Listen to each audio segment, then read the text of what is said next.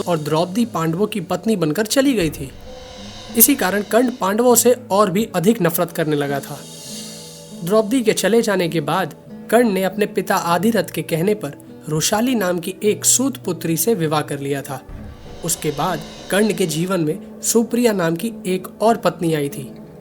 दोस्तों, सूर्यपुत्र होने के बाद भी कर्ण को सूत पुत्र ही माना जाता था।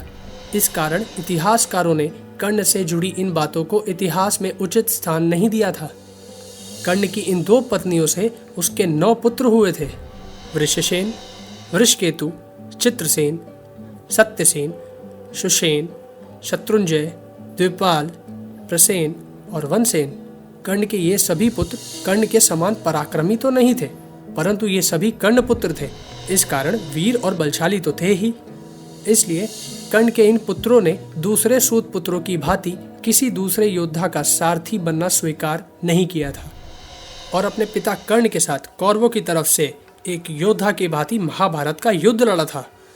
दोस्तों, कुरुक्षेत्र में अर्जुन, कर्ण, भीम, द्रोणाचार्य और पितामह भीष्म जैसे सैकड़ों पराक्रमी योद्धा महाभारत का युद्ध लड़ रहे थे।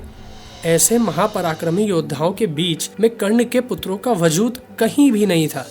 फिर भी कर्ण पुत्रों ने उन महारथियों से युद्ध किया था और 9 में से 8 पुत्र वीर गति को प्राप्त हुए थे। चलिए हम अपने इस एपिसोड किसने किया था कर्ण के 8 पुत्रों का वध में देखते हैं कि महारथी कर्ण के 8 पुत्रों को किन किन महारथियों के हाथों वीर गति प्राप्त हुई थी। दोस्तों, कर्ण के पुत्र वनसेन ने युद्ध में महाबली भीम से युद्ध किया था और महाबली भीम के हाथों ही उन्हें वीर गति प्राप्त हुई थी।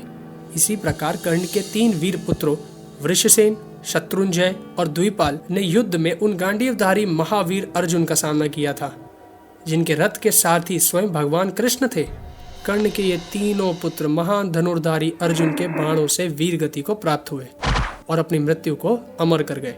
इसी प्रकार कर्ण के 3 और पुत्रों चित्रसेन, सत्यसेन और सुषेण ने अर्जुन के भाई नकुल से युद्ध किया था और नकुल के हाथों वीर गति को प्राप्त हुए थे। कर्ण पुत्र प्रसेन ने महाभारत के युद्ध में उस सात्यकी नाम के योद्धा से युद्ध किया था, जो अर्जुन का शिष्य होने के कारण अर्जुन की तरह ही पराक्रमी था। सात्यकी के हाथों वीर गति को प्राप्त होकर कर्ण के पुत्र प्रसेन ने भी अपनी मृत्यु को सदा के लिए अमर कर दिया था। इस प्रकार कर्ण के 8 पुत्रों का वध इन महारथियों के हाथों हुआ था। दोस्तों, कर्ण के 9वें पुत्र वृषकेतु का वध कोई महारथी नहीं कर पाया था। इसलिए महाभारत समाप्त होने के बाद कर्ण का बस यही पुत्र जीवित बचा था। कहा जाता है कि महाभारत का युद्ध समाप्त होने के बाद पांडवों को यह पता चला था कि कर्ण उनका बड़ा भाई था। ये बात कहाँ तक सही है नहीं कही जा सकती, क्योंकि कर्ण को मालूम हो गया था कि पांडव उसके छोटे भाई हैं। अर्जुन को जब कर्ण के बारे में पता चला कि वह उनका बड़ा भाई था, तो उन्होंने कर्ण के जीवित बचे 9वें पुत्र वृषकेतु को अपने पास बुलाया था और उसे इंद्रप्रस्थ राज्य का राजा बना दिया था। तो दोस्तों, कर्ण से जुड़े इस प्रकार के कई और भी रोचक किस्से हैं, जिन्हें हम आपको अपने आने वाले एपिसोड्स में बताते रहेंगे। आपको हमारा ये एपिसोड किसने किया था कर्ण के 8 पुत्रों का वध कैसा लगा, हमें अपने कमेंट ज़रूर शेयर करें। साथ ही इस वीडियो को शेयर करना और हमारे चैनल को सब्सक्राइब करना भी ना भूलें। धन्यवाद दोस्तों।